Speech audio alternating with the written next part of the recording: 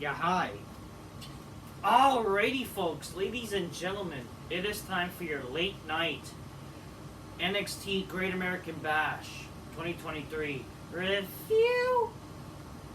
For starters, I want to say that I do wish the Great American Bash could be a main roster pay-per-view again, because I do like the Great American Bash, the idea of it.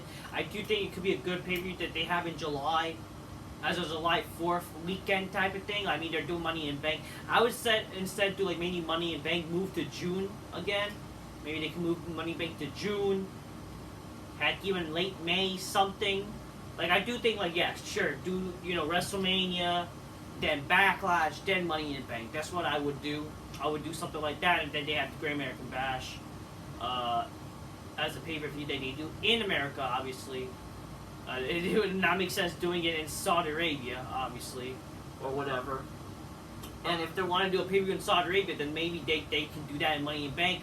Or, I mean, I have no problem if they were to do two pay-per-views a month. They space them out.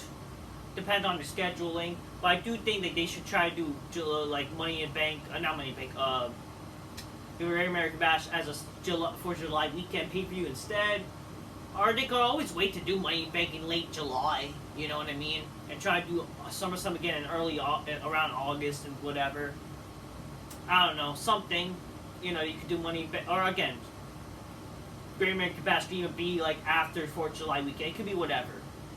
But I will say, like, that's just something I hope to happen, because I do like the idea of a Great American Bash. Like, it brings me back to, like, this regression era WWE with SmackDown pay-per-views, or, sometimes they'll have it on. Again, I did like, when they had the Great American Bash came back from 2004 to 2008.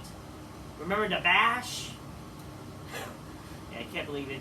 They had literally a paper called the Bash. Because they 4th of July already happened and shit like that. I mean, they kind of called this show the Bash somewhat, in a way, for short. What else? Yeah, I think that's really all. Not just that, but also it's a throwback to WCW type of shit. Which is like they kind of are doing in a way. It's like, come on, like it would be nice for a main roster. It also would stop the idea like doing a gimmick pay-per-view. It's also a good idea, like why not just do a pay-per-view like that? So whatever. But I will say this: the Great American Bash for NXT, not only it was better than last year in terms of look and quality, being it like a pay-per-view type of show, like a premium live event type of stuff. Again, what I will say about NXT premium live events is that they're better than usual NXT, because they just have a better form. It's not better format. It looks better. Tonight's NXT was better than usual, and I will say this: the show was actually not bad. It was actually a decent, like a not bad show. I actually liked the show tonight. The show was way better than usual NXT. I was going to say it was actually kind of a good show, because of like the form. Again, having it in an arena does wonders for you. You have more availability, more better ways of making your show. It looks more better aesthetically.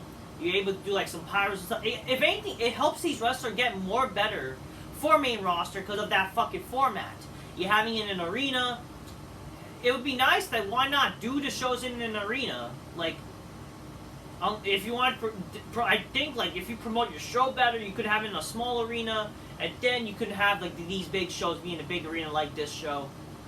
Again, you don't need to always have it in a performance center now or now Full Sail, or before Full Sail. Like, have it in an arena, and that way it look better. If you're worried about some supposedly ratings, I mean, they look like they had a good outing tonight. They had a lot of people, anyways. You could have a good attendance if you make people care. You get them ready. I don't know.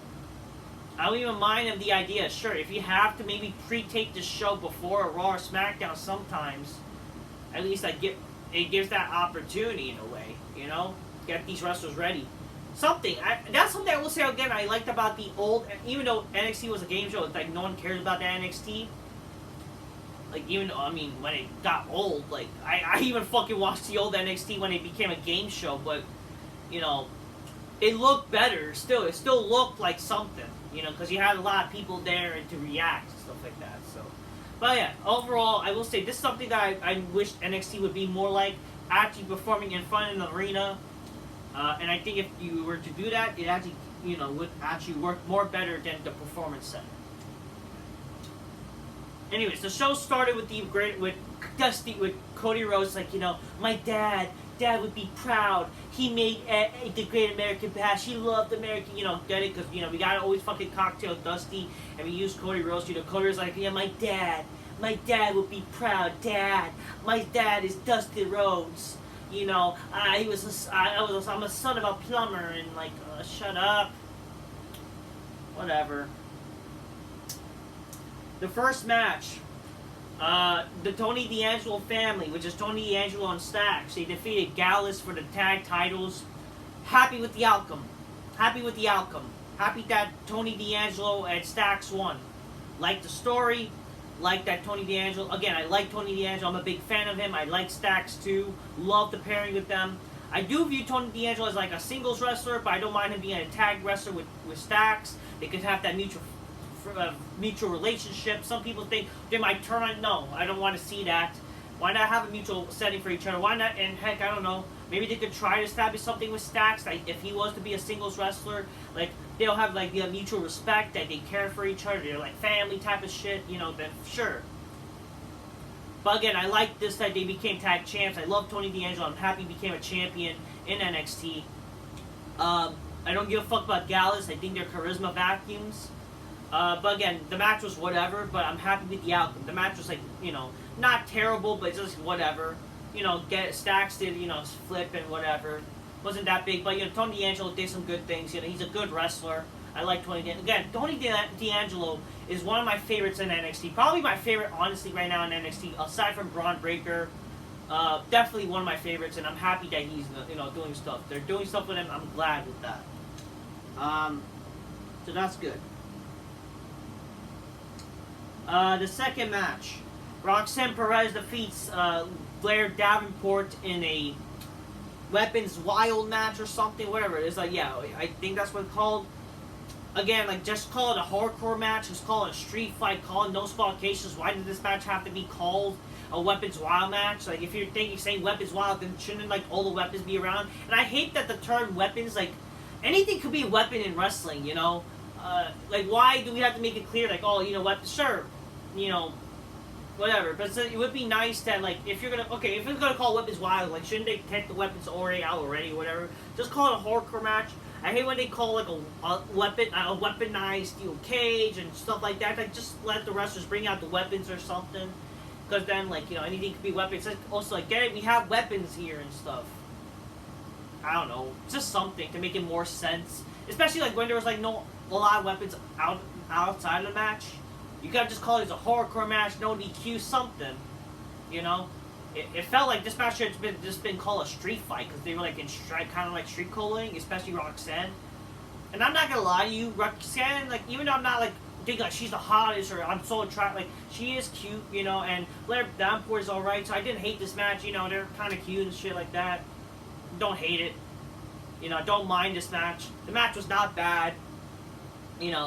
It was okay. Roxanne's family was in the crowd and stuff like that. Get it? Oh, they're taunting the family type of shit. But, hold on a second, ladies and gentlemen.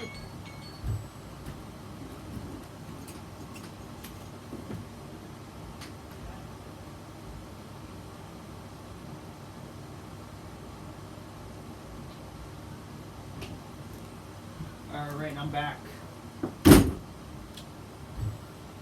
Alright, so that's what happened. The match was fine. They used the weapons, the table spot with the splash for Roxanne. So it's okay. It was like a hardcore-ish women's match, which I did not mind. The match was fine. The women were alright. They might do another match because like 1-1. Whatever. It is what it is. So there you go. Alright. The third match. Gable Steveson and Baron Corbin ended a no contest. They ended in a double countout. So this was Gable Stevenson's debut match. I was looking forward to this because Gable Steveson, I keep saying Stevenson. Gable Steveson. Obviously, I respect the guy because he's a fellow amateur wrestler. He's an Olympic gold medalist. Unfortunately, and I don't know why these smarks are fucking crazy. Like, I guess they hate athletes. I don't know, this is not funny. You know, these smarks, they claim they want wrestlers or want, like, good wrestlers, but, like, you got Gable Steveson, who's a natural athlete, a natural wrestler, but we're gonna boo this guy. You know, we'll cheer for Johnny Gargano or all these fucking boring vanilla midgets who are not actual wrestlers. They're just fucking pro wrestlers who never really wrestled. You know, Gable Steveson, who could probably beat these people in an actual wrestling match, he gets booed by these smarky fans. And this is Texas. There's possible two reasons, again. One of the reasons is because, get it, you know, he's the Olympic gold medalist, he's an athlete, he's the next Kurt Angle.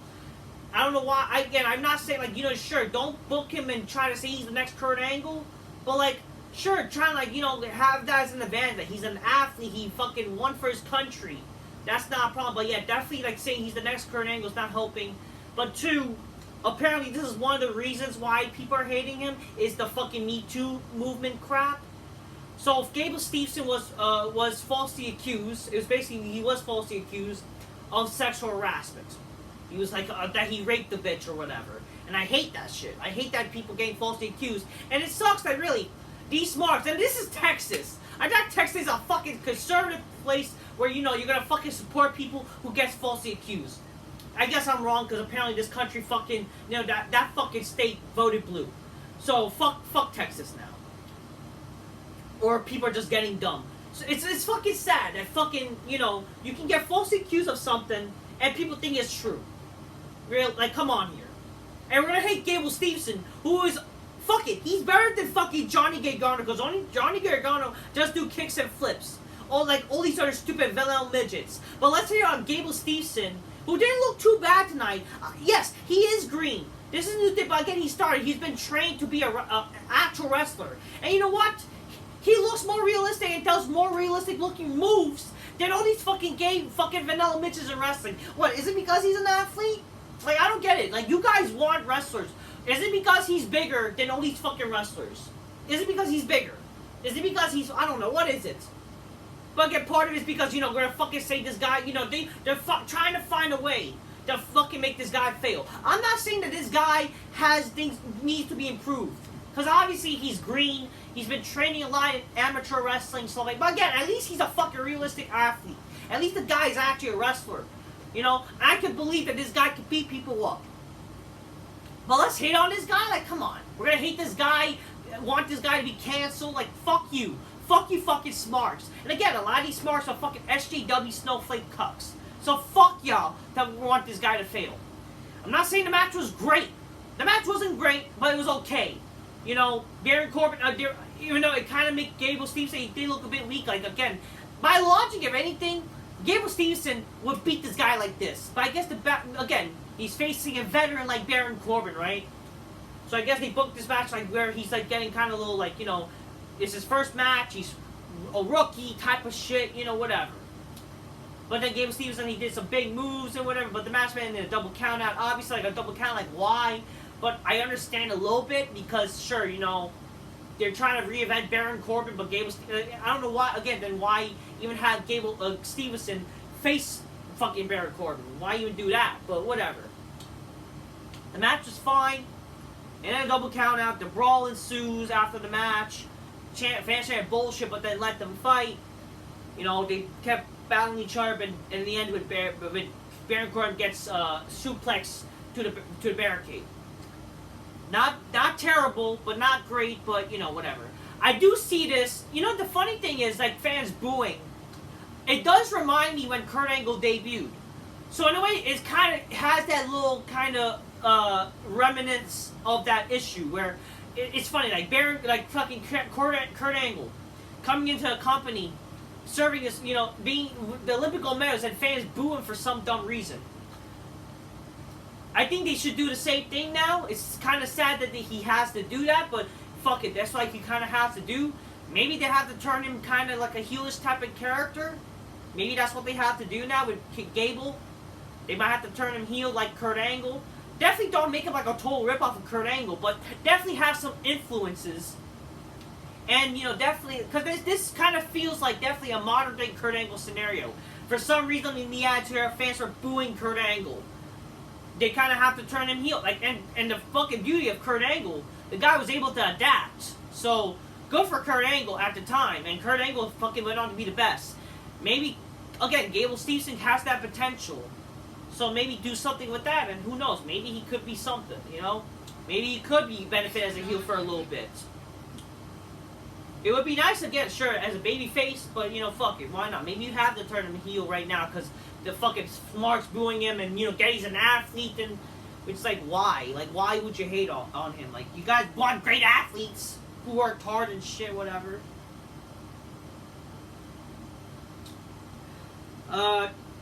In the fourth match, Dominic Mysterio defeated Wes Lee and Mustafa Ali. It was, you know, again, I don't care for Mustafa Ali or Wes Lee. I don't really care for them. They don't have the charisma or character to care about them. But the match wasn't bad.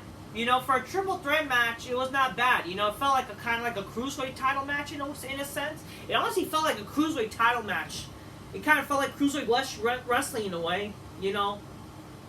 It wasn't bad, even though there was not a lot of flips in this match. But, you know, for a cruiserweight match you would expect. But the match was not bad, you know. They did the typical, you know, babyfaces cowardly type of heels cowardly, you know, take advantage of the fucking heel, but like they don't finish him off type of thing. Like they're dumb baby faces type of shit. It's like, come on, if you want to be smart to make this match like a one-on-one scenario, you gotta beat the shit out of the heel, right? But yeah, you know, I will say this: I like what Mustafa Ali did in this match. He did like a Boston Crab and a camel clutch on both of the wrestlers. So he did like 2 submissions on one wrestler, which is kind of cool. I will admit that. You know, the match was not bad. You know, good pacing match. You know, fighting each other and stuff like that. It was okay. Rhea Ripley did her finisher to the announce table to Wes Lee. You know, masculining the fucking wrestler. But then he kicks out at 2. It's like, shouldn't that... come on. My problem is, like, come on. It's not realistic. Him kicking out of that. When that could have been a finish. He kicked out at 2 Wes Lee, but he also kicked out of a fucking title... with the title getting hit. Like... how is that realistic? Eventually, Dominic does win the match by doing a frog splash after Wes Lee getting taken out of the ring. I believe it was Wes Lee. And then he fucking win against Mustafa Ali doing his frog splash, and that's how he won. The match wasn't bad. Well, not a bad match. Not a bad match.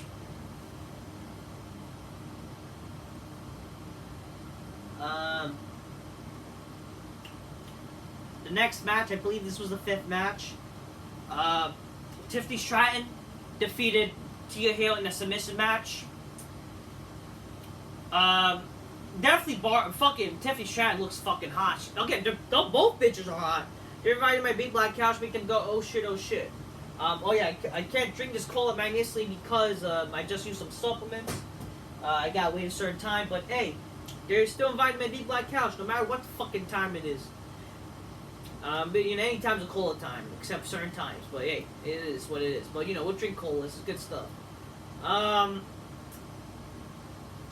The problem with this match, and I have no problem with this match. This match was hot. You know, I will say that. Good seeing their bodies. You know, them fucking, you know, doing kind of like, you know, it's hot. It's hot. Let me tell you this: when you do wrestling moves, it's only hot when women do it. Let's be fucking for real. I don't want to see men doing gay fucking looking moves to each other. They're doing wrestle. But again, the problem with this match, this was a submission match. This didn't need to be a submission match. It kind of like, because again, they're not submission style wrestlers. So like, it doesn't really make any sense. But get it? Oh, you know, Tia Hale, she learned the Kimura lock and blah, blah, blah. If I set my logic, why not make this a bra and panties match? Like, why not? Why fucking not? Why? What's the problem? Like, again, fucking Tiffany Stratton, she's beautiful, talking about how she's beautiful. Tia Hale, why not make this a bra and panties match? Like, come on, it would have been more exciting and better. Yeah, because bra and panties submission match, something. Come on. But again, the match was not, you know, it wasn't bad. You know, it's women's wrestling. I don't really care for women's wrestling, but, you know, unless when they're hot and shit, right?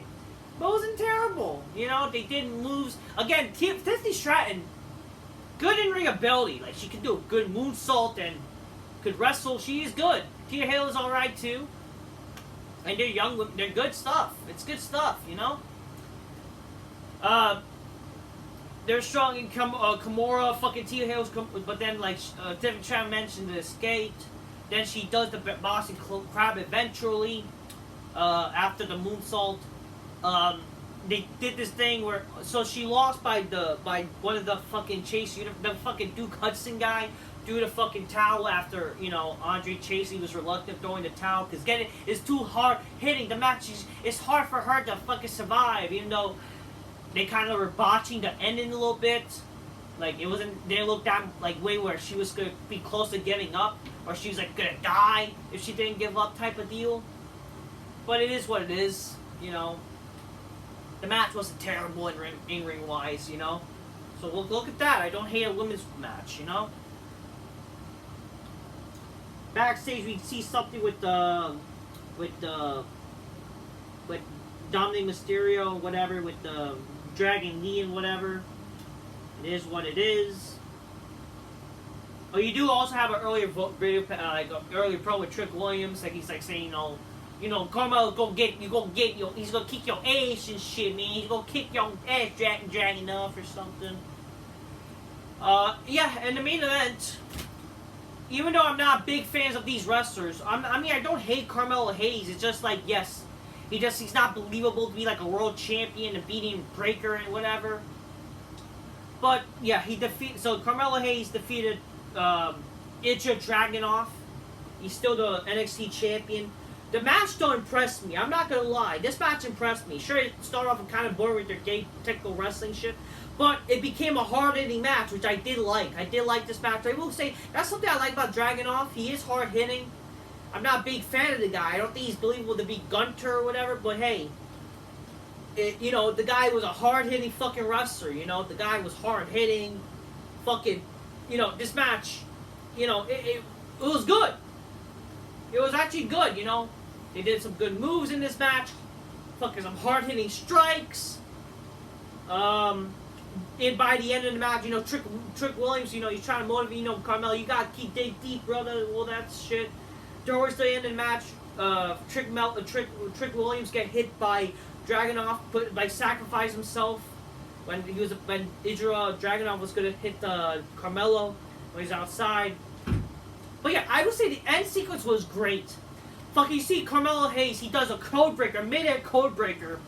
And then when he was about to do his finisher, a fucking powerbomb by Dragunov. So it was like, fucking hell, holy shit. They beat the fuck out of each other in the type of way, And then eventually after, Trick Williams getting hit, eventually Carmelo Hayes take advantage. He does the Fame Master, the diving Fame Master. That's like his finisher.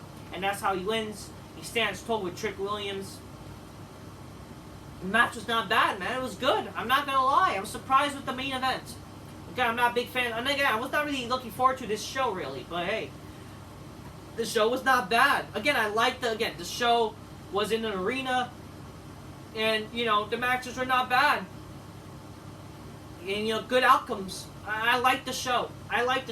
Definitely better than usual NXT. So overall, NXT was not bad tonight. Good pay-per-view, sort of, So yeah, I will say I give credit. The show was not too terrible. It was not bad. It was kind of good, decent show type of way, So I'll give credit. The show was not bad.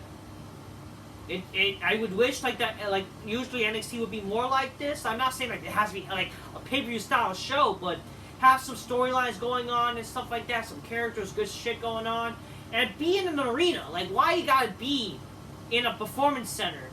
And it's like, I'm sorry, it's not really. I don't like the environment. Is not cool. Like, if anything, it helps the wrestlers more to grow. Just saying.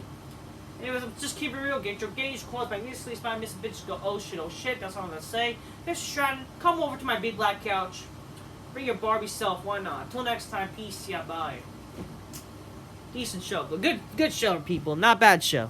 Good stuff.